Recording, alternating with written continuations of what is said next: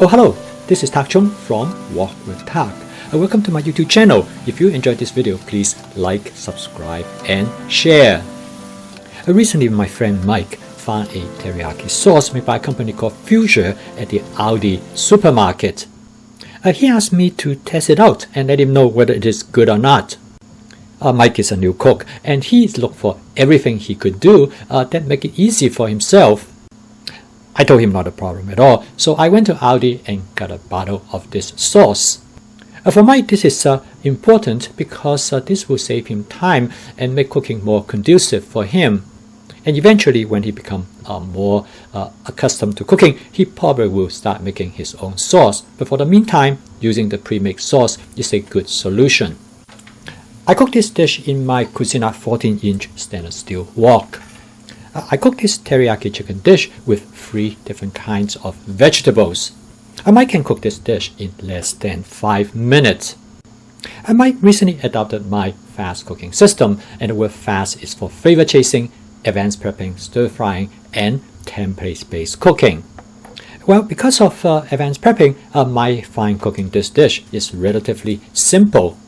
He prepped his chicken, used my method, so that he can go from the freezer to the wok in less than 10 minutes. For more details about this prepping method, you can take a look at this video. I might use a method to prepare the chicken known as velveting. He coated the chicken with cornstarch. The coating of cornstarch by this method gives the chicken a light breading. This is a great method because it also keeps the chicken moist and tender inside. Here I use a method known as shallow frying. Basically, I fry the chicken on one side first and then I turn it around to fry the other side. This causes the chicken to brown as well as some charring, which gives the chicken a taste of wok chi. You can take a look at this video, which I describe in more details of different characteristics of wok chi. There are many different ways to achieve wok chi. This is one of those ways. The chicken is now about 60 to 70% done. Next, I'm going to add the vegetables. The first vegetable I'm going to add is some zucchini. Here, advanced prepping has a distinct advantage. This allows me to use the exact amount of zucchini that I want. Next, I add some white mushroom, which also already prepped in advance. Mike told me that because of advanced prepping, this allows him to cook every single evening. Now he usually spends less than half an hour to cook a meal for him and his wife.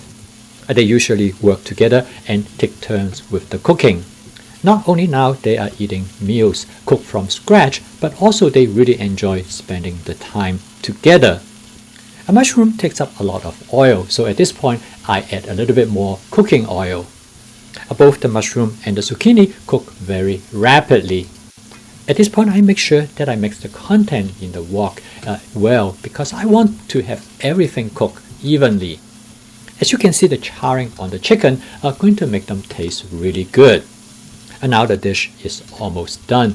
The zucchini and the mushroom, they are just lightly cooked. Next, I add the teriyaki sauce to the wok.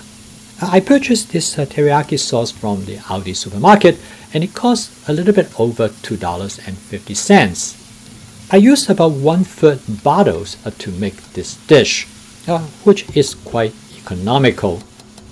Finally, I'm going to garnish the dish with some colored bell pepper that I found in the refrigerator as part of my advanced prepping.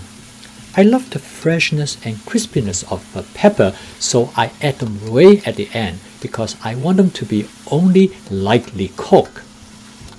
Okay, the dish is done. The total cook time is less than 5 minutes. For this dinner, I make 2 dishes. I make an egg and tomato dish.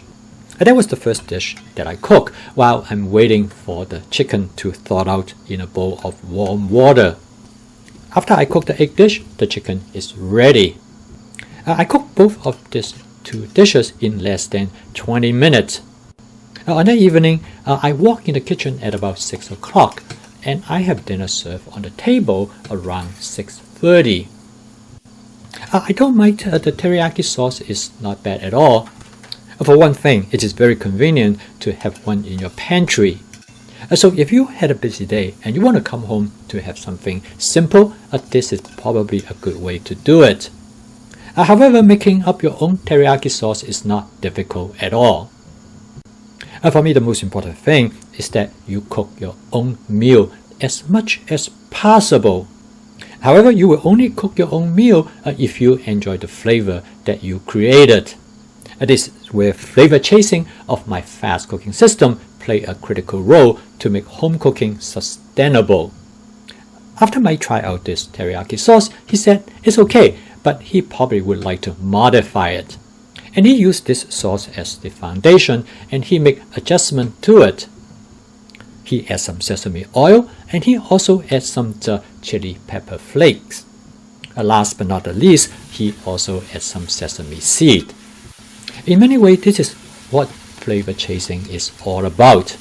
The key is that to have a cooking system that you can draw upon. If you enjoyed this video, please subscribe to my YouTube channel.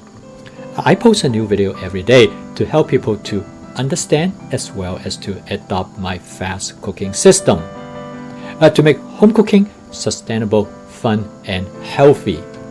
Thank you for watching. I'll see you tomorrow.